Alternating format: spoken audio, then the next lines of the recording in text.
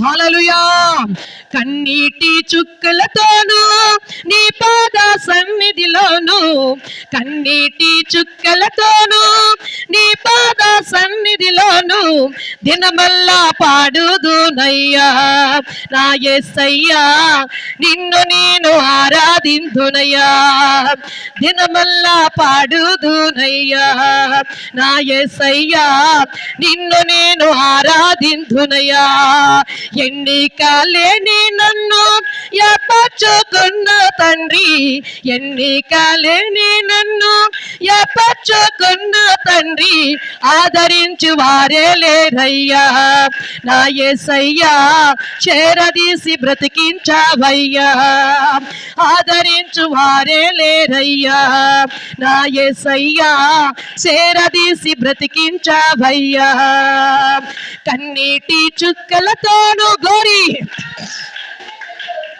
కన్నీటి చుక్కలతోను నీ పాద సన్నిధిలోను దినమల్లా పాడుదునయ్యా.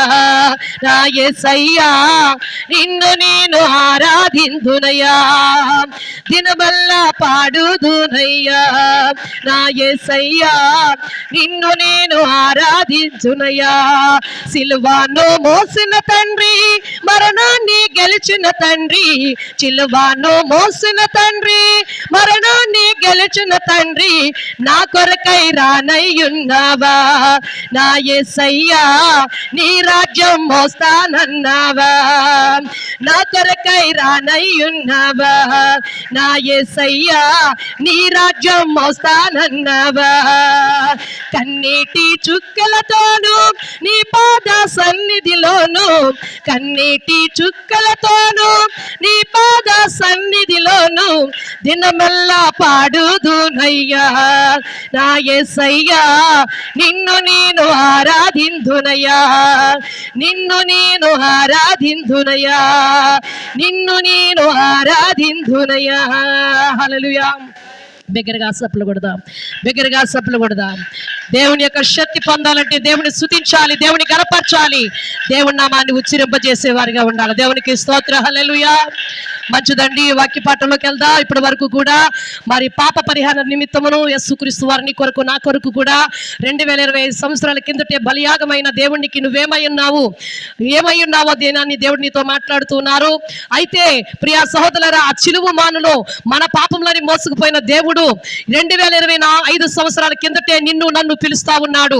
ఈ భూప్రపంచంలో ఉన్న సర్వ మానవాళ్ళని కూడా పిలుస్తా ఉన్నాడు. ప్రయాసముతోను, భారముతోను, కష్టాల్లో, నష్టాల్లో, ఇబ్బందుల్లో, ఇరుకుల్లో, వ్యాధుల్లో, బాధల్లో, నిరాశ నిస్పృగాల్లో కూలిపై, కుంగిపై, దిగజారిపై మరణానికి దగ్గరవుతున్న మానవులను పిలుచుచు ఆయన అంటున్నాడు, ప్రయాసపడి భారం మోసుకున్న సమస్య జనులారా నా యొద్దకు రండి, నా యొద్దకు రండి అని పిలుస్తూ ఉన్నాడు. మత్తయి శుభవార్త చూడండి, పరిశుద్ధ గ్రంథంలో నుంచి మత్తయి శుభవార్త 11వ అధ్యాయం 28వ వచనం నుండి 30వ వచనం వరకు మనం చదువుకుందాం. దేవునికి స్తోత్ర. హల్లెలూయా. ప్రయాసపడి భారం మోచున్న సమస్త జనులారా నా యొద్దకు రండి, నేను మీకు విశ్రాంతిని కలగజేతును. దేవునికి స్తోత్ర. హల్లెలూయా. దేవుని నామానికి మహిమ కలుగును గాక. దేవునికి స్తోత్ర. ప్రియ సహోదరి సహోదరులారా, 2020 సంవత్సరాల కిందటే పరిశుద్ధాత్మ దేవుడు యేసుక్రీస్తు వారు సర్వ మానవులతో మాట్లాడిన మాట ఈ రోజు నీతో నాతో ఈ 2025లో ప్రియ సహోదరులారా, ఈ 3వ నెలలో మరి 2వ తారీఖున నీతో నాతో మాట్లాడుతూ ఉన్నారు. నిన్ను నన్ను పిలుస్తా ఉన్నాడు. ఆయన 2025 సంవత్సరాల కిందట పిలిచిన దేవుడు సర్వ మానవాల్ని ఈ రోజు ఎవరిని పిలుస్తున్నాడంటండి? ఎవరిని పిలుస్తున్నాడండి? ఈ రోజు ఈ జగన్నాథపుర గ్రామంలో ఉన్న బిడ్డలను, ఆయా ప్రాంతానికి వస్తున్న బిడ్డలను, ఇవాళ అనేకులను దేవుడు ఈ 2025 ఈ 3వ మాసంలో 2వ తారీఖుని మొదటి పునరుద్ధాన దినాన్ని మరొక్కసారి పిలుస్తూ ఉన్నాడు. ఆయన ఏమని పిలుస్తున్నాడు? ప్రయాసపడి భారం మోసుకునిచున్న సమస్త జనులారా నా యొద్దకు రండి అని పిలుస్తూ ఉన్నాడు. ఎందుకు అయినా ఏ భారం మోస్తూ ఉన్నాం, ఏ శ్రమలు మనం భరాయిస్తున్నాం, ఏ కష్టాలు మనం మోస్తూ ఉన్నాం, ఏ శ్రమలు మనల్ని ఆవరించి ఉన్నాయి, ఏ వ్యాధులు మనల్ని ఆవరించి ఉన్నాయో ఈ దినాన్ని ప్రియ సహోదరి సహోదరురా, ఈ సృష్టిలో ఎవరు పిలవలేదండి. కష్టాల్లో, నష్టాల్లో, వ్యాధుల్లో, బాధల్లో, సమస్యల్లో, ఇరుకుల్లో, ఇబ్బందుల్లో, నిందుల్లో, సాధనలో ఏంటి వ్యాధులతో నలిగిపోతున్న వారిని, నిరాశ నిస్పృహలోకి వెళ్ళిపోయి ఏంటి వాళ్ళు చనిపోవాల బ్రతకాలన్న స్థితిలో ఉన్నప్పుడు ఎవరు మనల్ని పిలవలేదంట. ఏ మానవుడు కూడా అన్నదమ్ములు కానీ అక్క చెల్లెలు కానీ మా కుటుంబస్తులు కానీ బంధుమిత్రులు కానీ స్నేహితులు కానీ ఇరుగు పొరుగు వారు కానీ బంధువులు కానీ ఏంటి కుటుంబస్తులు ఎవరు కూడా మన పాడైపోయినప్పుడు, మన స్థితిగతులు బాగోలేనప్పుడు, మన పరిస్థితులు బాగోలేనప్పుడు, ప్రియ సహోదరుల నిరాశ నిస్పృహలో మన జీవితాలు పతనం అయిపోతున్న సమయంలో ఎవరు కూడా వచ్చి మనల్ని పిలవలేదంట. తల్లి కూడా పిలవలేదంట. నా కుమారుడా, ఎందుకు నువ్వు భయపడుతున్నావు? కోడలా, నువ్వెందుకు కంగారు పడుతున్నావు? మేము మీకు తోడై ఉన్నామమ్మా అని మామ కానీ అత్తగారు కానీ ఎవరు భరోసా ఇవ్వలేదంట. తల్లిదండ్రులు కూడా ఎవరు కూడా అమ్మ నువ్వెందుకు బాధపడుతున్నావు, అల్లుడా ఎందుకు బాధపడుతున్నావు, కొడుక కోడలా కుమార్తె మీరు ఎందుకు బాధపడుతున్నారు, మేము ఉన్నాం కాదు మీరు ఎందుకు భయపడకుండా ఎవరు భరోసా ఇవ్వలేదంట. అన్నదమ్ములు ఎవరు ఇవ్వలేదంట అండి. నువ్వు పాడవుతుంటే కళ్ళతో చూసారు, నువ్వు వేదన పడుతుంటే కళ్ళతో చూసారు, నువ్వు కరువుతో ఉంటే కళ్ళతో చూసారు, నువ్వు సమస్యలో ఉంటే కళ్ళతో చూశారు, నువ్వు కష్టాల్లో ఉంటే, నువ్వు బాధపడుతుంటే, శ్రమ పడుతుంటే నీ అన్నదమ్ములైనా, నీ అక్క చెల్లెలైనా, నీ తల్లిదండ్రులైనా, నీ అత్తమామలైనా, నీ ఇరుగు పొరుగు వారే, నీ బంధువులైనా, నీ రక్త సంబంధులైనా ఎవరు కూడా నిన్ను పిలవలేదు నా ప్రియ సహోదరి, నా సహోదరుడా. కానీ నా దేవుడు నిన్ను పిలిచాడు. దేవునికి స్తోత్ర, హల్లెలూయా. నా దేవుడు నిన్ను పిలిచాడండి. ప్రయాసపడి భారం మోసుకుని సమస్త జనులారా నా యొద్దకు రండి, మీకు విశ్రాంతిని కలగజేస్తాను, మీ శ్రమల నుంచి విడిపిస్తాను, మీ కష్టాల నుంచి విడిపిస్తాను, మీ వ్యాధుల నుంచి మిమ్మల్ని బాగు చేస్తాను, మీ దీనత్వం, మీ దరిద్రం, మీ పేదరికం నుంచి మిమ్మల్ని పెంట కుప్పల మేయించి కూడా నేను ఉద్ధరించి గొప్ప ఉత్తమైన కార్యాలు మీ పట్ల చేస్తాను. గొప్ప అద్భుతమైన కార్యాలు మీ పట్ల చేస్తాను. పెంట కుప్పల మేయించి మిమ్మల్ని లేవనెత్తి ఉద్ధరించేవాడు నేనే అని దేవుడు పిలిచాడు. ఎవరైనా పిలిచారా మిమ్మల్ని? ఎవరైనా పిలిచారా? మీ అన్నదమ్ములు కానీ, మీ అక్క చెల్లెలు కానీ, మీ తల్లిదండ్రులు కానీ, మీ అత్తమామలు కానీ మేము మిమ్మల్ని బాగు చేస్తాం, మీ కష్టాల నుంచి మేము విడిపిస్తాం, మీ వ్యాధుల నుంచి బాగు చేస్తాం, మీరు కష్టాల నుండి మేము సహకరిస్తామన్న వాళ్ళు ఎవరైనా ఉన్నారా? కానీ దేవుడు అంటున్నారు, నా కుమార్తె, నా కుమారుడా, నా కుమార్తె, నా కుమారుడా, ప్రయాసపడుతున్న వాళ్ళారా, నా బిడ్డలారా, నా సొత్తులారా, మీరు నా యొద్దకు రండి అమ్మా, నా యొద్దకు రండి అని పిలుస్తూ ఉన్నాడు. ప్రయాసపడి భారం మోసుకున్న సమస్త జనులారా నా యొద్దకు రండి. వచ్చి ఏం చేస్తాను చూడండి. రాగానే వెంటనే ఆ స్వరాన్ని విన్నారండి ఇశ్రాయేలు ప్రజలు. భూ ప్రజలందరూ కూడా 2025 సంవత్సరాల కిందటే ఆయన స్వరాన్ని నా ప్రజలందరూ కూడా ఆయన దగ్గరకు వచ్చారు, ఆయన ఎంబడించారు. వారు ఎంబడించగానే వారు పొందుకున్న కార్యాలు ఏమిటయ్యా అంటే, వారు పొందుకున్న మేలు ఏంటయ్యా అంటే, వారు పొందుకున్న అద్భుతాలు ఏంటయ్యా అంటే ఇంక కింద వచ్చినానికి వచ్చేస్తే ఆయన చెప్తూ ఉన్నాడు. చూడండి ఎలాగా మీ భారాల్ని, మీ కష్టాలని ఏ విధంగా ఆయన తేలికపరచబోతున్నారో చూడండి. ఆ ప్రయాసపడి భారం మోసుకునిచున్న అమ్మ తీసుకున్నారు కదా మత్తయి సువార్త 11వ అధ్యాయము 28వ వచనం. ప్రయాసపడి భారం మోసుకునిచున్న సమస్త జనులారా నా యొద్దకు రండి, నేను మీకు విశ్రాంతిని కలగజేద్దును.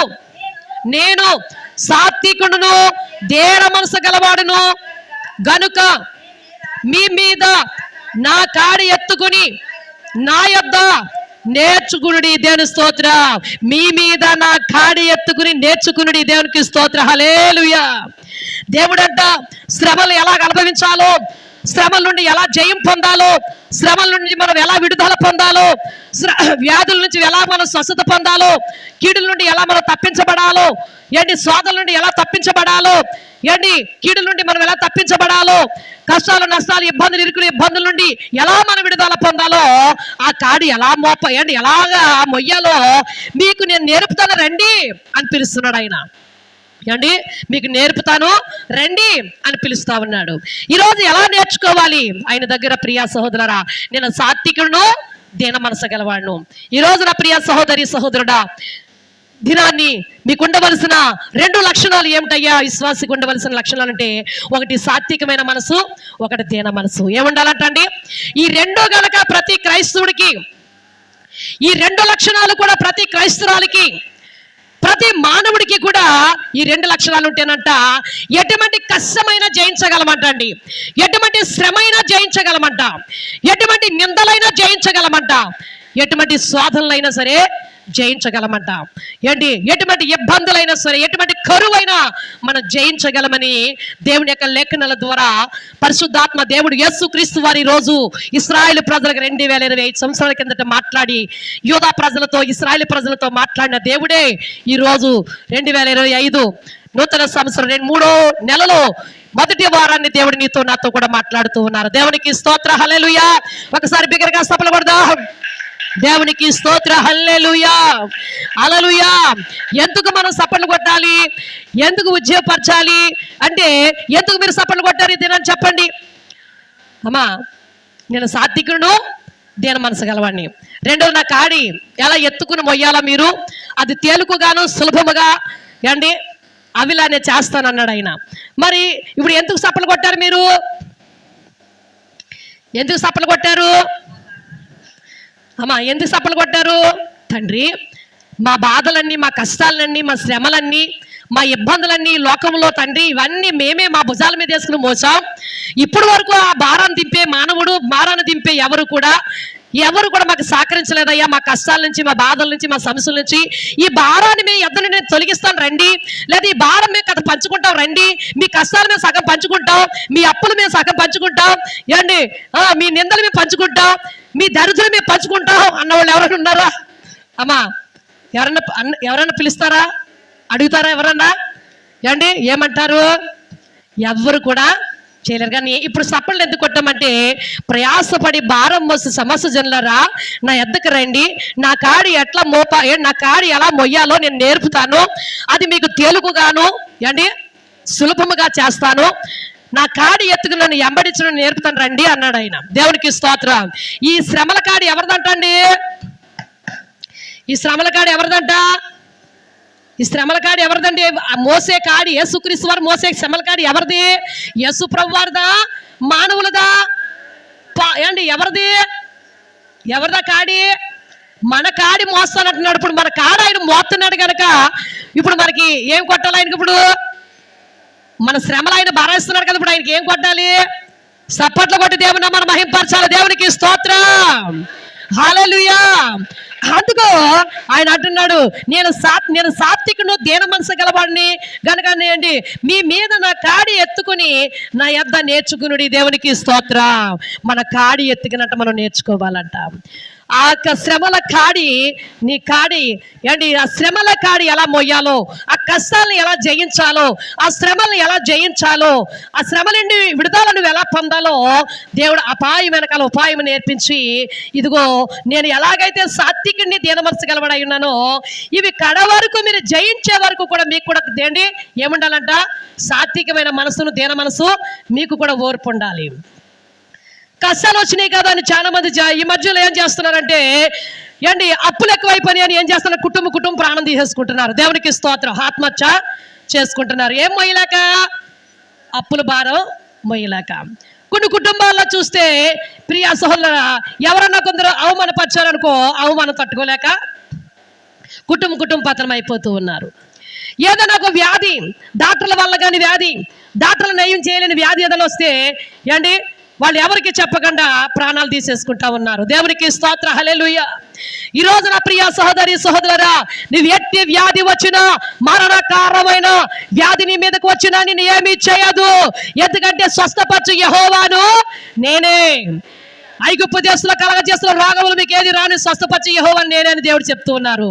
ప్రయాసపడి భారం మోసుకుని సమస్య జల్లారా నా యొద్దకు రండి, మీకు నేను శాంతిని, సమాధానాన్ని ఇస్తాను, విశ్రాంతిని ఇస్తానని పిలుస్తూ ఉన్నాడండి. ఏమిస్తాడంట ఆయన? కొందరు భారాలు వాళ్ళే ఎత్తుకుని మోస్తూ ఉంటారు, వారి కష్టాలు వాళ్ళే భరించడానికి ఇష్టపడతా ఉంటారు, వారి శ్రమలు వాళ్ళే అనుభవించడానికి ఇష్టపడతారు. వ్యాధి వచ్చిందనుకో దేవుడి దగ్గరికి రారు, కష్టాలు వచ్చినాయి అనుకో దేవుడి దగ్గరికి రారు, సమస్యలు వచ్చినాయి అనుకో దేవుడి దగ్గరికి వచ్చి దేవుడి దగ్గర చెప్పుకుని, సేవకులతో చెప్పుకుని ప్రార్థన చేయించుకోరు. వారు సొంత బలం, సొంత ఆలోచన చేస్తూ ఉంటారు. ఎప్పటికీ నీ బరువు దిగదు నా సహోదరి, నా సహోదరుడా. నీ బరువు దిగాలంటే, నీ భారం దిగాలంటే, నీ శ్రమలు పోవాలంటే, నీ కష్టాలు పోవాలంటే, నీ అప్పులు పోవాలంటే, నీ సమస్యలు పోవాలి, నీ నిందలు పోవాలి, ఒక ఘనమైన పాత్రగా నువ్వు నిలబడాలి ఆయన దగ్గర అంటే నువ్వు చేయవలసిన పని ఏంటో తెలుసా? దేవుని దగ్గరికి వచ్చి దేవుని దగ్గర నువ్వు నీ భారాన్ని దేవుడికి అప్పగించాలి. అందుకనే సామెతల గ్రంథం చూస్తే కనుక 16వ అధ్యాయం 3వ వచనంలో చూస్తే ఆయన అంటున్నాడు, నీ పనుల భారము యెహోవా మీద మోపుము. ఏం చేయాలంటే చదవండి అమ్మా. సామెతల గ్రంథం 16వ అధ్యాయం 3వ వచనం. అమ్మా, నీ పనుల భారము ఏంటి? నీ పనుల భారము యెహోవా మీద ఉంచము, అప్పుడు నీ ఉద్దేశములు సఫలమగును. దేవునికి స్తోత్ర. హల్లెలూయా. సుసర ప్రియ సహోదరి సహోదరుడా, ఈ సామెతల గ్రంథం 16వ అధ్యాయం 3వ వచనంలో చూస్తే, ఈ సామెతల గ్రంథం 16వ అధ్యాయం 3వ వచనంలో చూస్తే, నీ పనుల భారం యెహోవా మీద మోపము, అప్పుడు నీ ఉద్దేశములన్నీ కూడా సఫలమవుతాయంట. ఇప్పుడు ప్రయాసపడి భారం మోసుకుని సమస్య జనులారా, నా యొద్దకు రండి, నా గాడి ఎట్లా మోయాలో మీకు నేర్పుదును, అది సులభముగా తేలికగా ఉండును. ఏండి, మీకు నేను శాంతిని అనుగ్రహిస్తున్నానని చెప్తూ ఉన్నాడు. దేవునికి స్తోత్ర. హల్లెలూయా. నేను సాత్వికును దీన మనసు గలవాడిని గనుక మీ మీద నా కాడి ఎత్తుకుని నా యొద్ద నేర్చుకునుడి. నేర్చుకునుడి, అప్పుడు మీ ప్రాణములకు విశ్రాంతి దొరుకును. ఏలయనగా నా కాడి సులభముగాను నా భారము తేలికగాను ఉన్నవి. దేవునికి స్తోత్రం. తేలికగానంట. ఎప్పుడు తేలికపరచబడ్డామంటే మన కష్టాల బాధల నుండి నువ్వు దేవుడి దగ్గరకు వచ్చి దేవుడికి నీ బాధలు ఎప్పుడైతే చెప్పుకుంటావో, నీ కష్టాలు దేవుడికి ఎప్పుడైతే చెప్పుకుంటావో, నీ సమస్యలు దేవుడికి ఎప్పుడైతే చెప్పుకుంటావో, నీకు కలిగిన సంఘటనలన్నీ కూడా దేవుడి దగ్గర ఎప్పుడైతే చెప్పుకుంటావో, ఎప్పుడైతే నీ పాపాలు, నీ ఎత్తుకలు, నీ దోషాలను దేవుడి దగ్గర ఒప్పుకుని విడిచిపెడతావో, ఒప్పుకుని విడిచిపెట్టి నీ కష్టాలను ఆయనకి తెలియజేస్తున్నప్పుడు ఆయన ఏమంటున్నాడు, నీ పనుల భారం యెహోవా మీద ఉంచుము, అప్పుడు నీ ఉద్దేశాలన్నీ సఫలమవుతాయంట. మన భారాలన్నీ ఆయన మోయటకు రెడీగా ఉంటే చాలా మంది బిడ్డలు తెలియక వాళ్ళ కష్టాలు, వారి బాధలు, వారి యాదులు వాళ్ళే భరాయిస్తారు, వాళ్ళే మోసుకుంటారు, ఇంక దేవుడికి అప్పగించరు. దేవుడే పిలుస్తా ఉన్నాడు, రండి నా కుమార్తె కుమారులారా, రండి నా కుమార్తె కుమారులారా, మిమ్మల్ని నేను అనాథలుగా విడిచిపెట్టను. నా కుమార్తె నా కుమారుడా, నేను మిమ్మల్ని అనాథలుగా విడిచిపెట్టనయ్యా. మీరు నా సొత్తు అయి ఉన్నారు, నా బిడ్డలు అయి ఉన్నారు. మీరు నా కళ్ళెదిటే పతనం అయిపోతున్నారు, నా కళ్ళెదిటే పాడైపోతున్నారు. రండి నా కుమార్తె కుమారుడా, ప్రయాసపడి భారం మోసుకుని సమస్య జనులను నా యొద్దకు రెండమ్మా అని పిలుస్తున్నాడు. ఆ స్వరం అంట కొందరు వింటున్నారంట, కొందరేమో ఇన్ని కూడా పక్కనే ఏం చేస్తున్నారంట అండి, పక్కన పెట్టేస్తా ఉన్నారంట. ఇంటే విని, ఆ స్వరాన్ని విని, ఆయన పిలుపుని విని ఎవరైతే వస్తారో ఆయన దగ్గరికి వారు బాగుపడతారు. నా ప్రియ సహోదరి సహోదరుడా, నిన్ను బాగు చేయటాగే దేవుడు వచ్చారు, నిన్ను బాగు చేయటగా ఆయన పిలుస్తున్నాడు. చూడండి, లూకా సువార్త 19వ అధ్యాయం 10వ వచనంలో మనం చూస్తే కనుక, మనం ఇక్కడ లూకా సువార్త 19వ అధ్యాయం 10వ వచనం. దేవునికి స్తోత్ర. హల్లెలూయా. లూకా సువార్త నశించిన దానిని, సుసర ప్రియ సహోదరి సహోదరుడా, ఈ లూకా సువార్త 19వ అధ్యాయం 10వ వచనంలో మనం చూస్తే, నశించిన దాన్ని ఎతుకు రక్షించడానికి మనసు కుమారుడు వచ్చునని అతనితో చెప్పిన. మరొకసారి స్తపన కొట్టి దేవుని మనం మహింపరుద్దాం. దేవునికి స్తోత్ర. హల్లెలూయా. నశించిన దాన్నంట ఎతుకు రక్షించడానికి వచ్చారంట. నశించిన దాన్ని వెతుకు రక్షించడానికి వచ్చారంట. ఏమి నశించిపోతుందయ్యా అంటే, కష్టాలు, బాధలు భరాయించలేక మానవులు నశించిపోతూ ఉన్నారు, మానవులు పతనమైపోతూ ఉన్నారు, భయంకరమైన కఠినమైన మరణానికి వారు దారి తీస్తూ ఉన్నారు, అగ్నిగుండంలో కాల్చబడుతున్నారు, నరకానికి దగ్గర అవుతున్నారు, భయంకరమైన కఠినమైన మరణాలు మరణిస్తూ ఉన్నారు. కనుక అటువంటి వారిని పిలుస్తా ఉన్నాడు దేవుడు. నా కుమార్తె కుమారుడా, నశించిన దాన్ని వెతుకు రక్షణకు నేను వచ్చానమ్మా. మీలో ఎవరు నశించిపోవద్దు, మీలో ఎవరు పతనం అవ్వద్దు, మీలో ఎవరు కూడా నశించిపోవద్దు. నా కుమార్తె నా కుమారుడా, మిమ్మల్ని రక్షించడానికి నేను వచ్చాను, మిమ్మల్ని విడిపించడానికి నేను వచ్చాను, మిమ్మల్ని నా రాజ్యాన్ని వారసులుగా చేయటానికి వచ్చాను, మిమ్మల్ని అందరినీ కూడా నా వారసులుగా చేయటానికి వచ్చాను అంటున్నాడు. ఏం చేయటాకంటండి, మొదటి పేతురు పత్రిక. దేవునికి స్తోత్ర. హల్లెలూయా. అక్కడ ఏం చేయటానికి వచ్చాడంట ఆయన? దేవునికి స్తోత్ర. హల్లెలూయా. ఆయన ఏం చేయటానికి వచ్చారంటే చూడండి, దేవునికి స్తోత్రం. Praise the Lord. హల్లెలూయా. ఆయన దేనికి వచ్చారు, దేని కొరకు వచ్చారో ప్రియ సహోదరి సహోదరుడా, దేవుడు మాట్లాడుతూ ఉన్నాడు. దేవుడు నీతో నాతో కూడా మాట్లాడుతూ ఉన్నాడు. దేవునికి స్తోత్ర. హల్లెలూయా. నిన్ను నన్ను పిలుస్తున్న దేవుడు నమ్మదగిన దేవుడు అంటండి. ఎలాంటి దేవుడు అంటండి? నమ్మదగిన దేవుడంట. మనల్ని గొప్పవారిగా తీర్చిదిద్దడానికి ప్రియ సోదరి సహోదరుడా ఎందుకు పిలిచాడో చూడండి. మొదటి పేతురు పత్రిక 3వ అధ్యాయం 9వ వచనం. మొదటి పేతురు పత్రిక 9వ అధ్యాయం 3వ వచనం, 3వ వచనం 9వ వచనం. ఆశీర్వాదములకు అమ్మా ఎందుకు పిలిచారంట దేవుడు? ఈ మొదటి పేతురు పత్రిక 3వ అధ్యాయం 9వ వచనం అండి. ఆశీర్వాదములకు వారసులవుటకు మీరు పిలువబడితిరి గనుక కీడుకు ప్రతి కీడైనను, దోషణకు ప్రతి దూషణైనను ఏంటి చెయ్యక దీవించుడి. హల్లెలూయా, దేవునికి స్తోత్రం. ఈరోజు చూస్తారా ప్రియ సహోదరులారా, ప్రయాసపడి భారం మోసుకుని సమస్య జల్లారని పిలుస్తా ఉన్నాడు. రెండోది, ఇదిగో మీ భారం యెహోవా మీద ఉంచుడి, అప్పుడు మీ ఉద్దేశాలు సఫలమవుతాయి అంటున్నారు. మూడో మాట ఏంటయ్యా అంటే, మిమ్మల్ని ఏంటి ఇక్కడ ఆశీర్వాదములకు వారసులు అవ్వడానికి మిమ్మల్ని పిలిచి ఉన్నాను కానీ కీడుకి ప్రతి కీడైనను దోషానికి ప్రతి దోషనన్నా చేయటానికి మిమ్మల్ని నేను పిలవలేదు. నేను కీడు చేయను, మీరు ఎవరికి కీడు చేయొద్దు. నేను మీకు కీడు చేయను, మీరు ఎవరికి కీడు చేయొద్దని దేవుడు చెప్తూ ఉన్నారు. మళ్ళీ దేనికి పిలిచారంట? ఆయన వారసులు అవ్వడానికి పిలిచాడంటండి. ఏం చేయడానికి పిలిచారండి? మళ్ళీ ఎవరికి, దేనికి వారసులు అవ్వడానికి? దేనికి వారసులు అవ్వడానికి? పరలోక రాజ్యానికి వారసులు అవటానికి. రెండో వారసత్వం ఏం కావాలి మనకి? పరలోక రాజ్యానికి వారసత్వాలు. మరి ఇంక రెండో వారసత్వం ఎవరికి, దేనికి? ఇంక ఏ వారసత్వం కావాలి మీకు చెప్పండి అమ్మా. ఆయన పరలోక రాజ్యానికి వారసులుగా చేయడానికి పిలిచారు. ఓకే, ఇప్పుడు రెండో వారసత్వం ఏం కావాలి మనకి చెప్పండి రా. రెండో వారసత్వం మీకు వద్దా? పరలోక రాజ్యం కావాలి. మరి ఇంకో వారసత్వం ఏం కావాలి? వారసత్వం వద్దా మీకు? ఎవరిదన్నా పితరులు ఆస్తుంది అనుకోండి, మనవళ్ళు వచ్చేసి ఏమంటారా? ఇది నాకు వాటా ఉందంటారా లేదండి? అమ్మా ఉన్నదంటారా లేదా? ఉన్నదని దెబ్బలాటకు వచ్చేస్తారు. ఇప్పుడు మనకి భూ సంబంధమైన ఆశీర్వాదాలకి వారసత్తులుగా పొలాలు, పశువుల మీద, గృహాల మీద, ఎండు బంగారాల మీద, ధనధాన్యాల మీద, అట్టైశ్వర్యాల మీద, ఈ అన్నిటి మీద, పొలాల మీద, పుట్ల మీద, ఈ అన్నిటి మీద ఏం కావాలి మనకి? వారసత్వం కావాలంట. ఇప్పుడు దేవుడు ఆ వారసులు అవటానికి కూడా దేవుడు మళ్ళీ పిలిచాడంట. దేవునికి స్తోత్ర, హల్లెలూయా. ఏ వారసులు అవటానికి పిలిచాడంటండి? ఏ వారసులు అవటానికి పిలిచాడంట?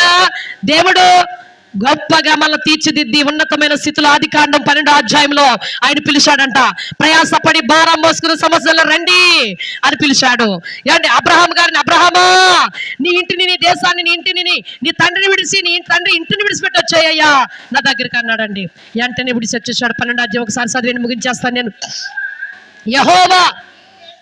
యెహోవా నీవు లేచి నీ దేశం నుండి, నీ బంధువుల యొద్ద నుండి, నీ తండ్రి ఇంటి నుండి బయలుదేరి ఇంటున్నారా, నేను నీకు చూపించు దేశమునకు వెళ్ళము.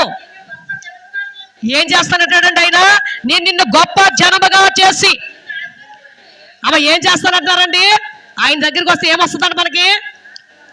నిన్ను ఆశీర్వదించి నీ నామమును గొప్ప చేసేదను సఫల కూడా దేవుని మనం మహింపడతాం. దేవునికి స్తోత్ర, హల్లెలూయా.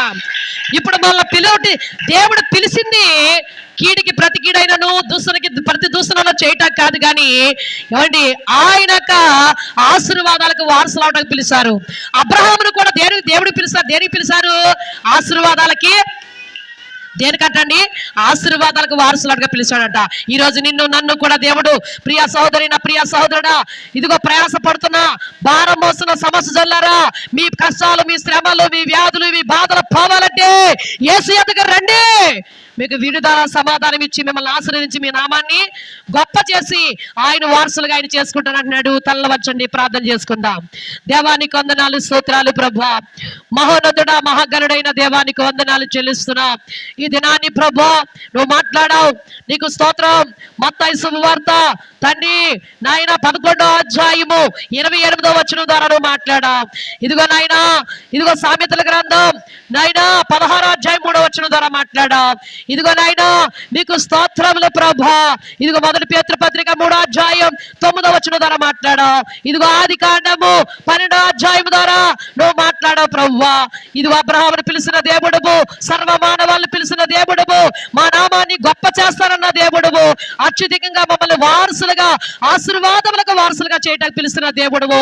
శ్రమలు గుండగా, కష్టాలు గుండగా, నష్టాలు గుండగా, వ్యాధులు గుండగా, బాధలు గుండగా, అయా నిరాశ నిస్పృహలో దిగజారిపోతున్న మా జీవితాలను బాగు చేసి పరోసిస్తానన్న దేవుడువు, బాగు చేసి మమ్మల్ని ఆశీర్వదిస్తానని వారసులుగా చేసుకుంటానని మాట ఇచ్చిన దేవుడువు, నీ ఆశీర్వాదాలకు వారసులుగా చేసుకుంటానని మాట ఇచ్చిన దేవుడు, నమ్మదగిన దేవా నీకు వందనములు, స్తోత్రములు. ఈ రోజు విత్తబడిన ఈ వాగ్దానములు అన్ని కూడా నీ బిడ్డల హృదయాల్లో 10 30 60 నూరంతలుగా ఫలించి నీరు కట్టిన తోట వలె నీ బిడ్డలు ఉందురు గాకని నజరేయుడైన యేసు పరిశుద్ధ నామములో నాయన 2025 2 మాసములు కాచి కాపాడారు. ఈ 3వ మాసము 2వ తారీఖు నాయన మొదటి పునరుద్ధాన దినాన్ని మరొక్కసారి తండ్రి నీ ఆశీర్వాదములు మాకు మా బిడ్డలకు ఇచ్చారు. ఈ ఆశీర్వాదాలు నీ బిడ్డలకు నెలంతా వారమంతా అయా సంవత్సరమంతా నీ బిడ్డలకు అనుగ్రహించబడును గాక. వారికి వారి బిడ్డల మీద వారి కుటుంబాల మీద వారి కలిగిన అంతటి మీద ఈ ఆశీర్వాదం పనిచేస్తును గాక ఫలించును గాకని యేసు పరిశుద్ధ నామములో ప్రార్థిస్తున్నాను పరమ తండ్రి. ఆమేన్ ఆమేన్. దేవుడు సమాధానం నెమ్మది మీకు కలగజేస్తును గాక. ఆమేన్. God bless. అమ్మ శుభాలు. మరి మీ అందరికీ కూడా ప్రత్యేకమైన వందనాలు. ప్రభు బాలలో ప్రతి ఒక్కరు కూడా పాల్గొనండి. అందరు కూడా మాకరించండి. కుర్చీలు గట్ట పక్కకు తీసి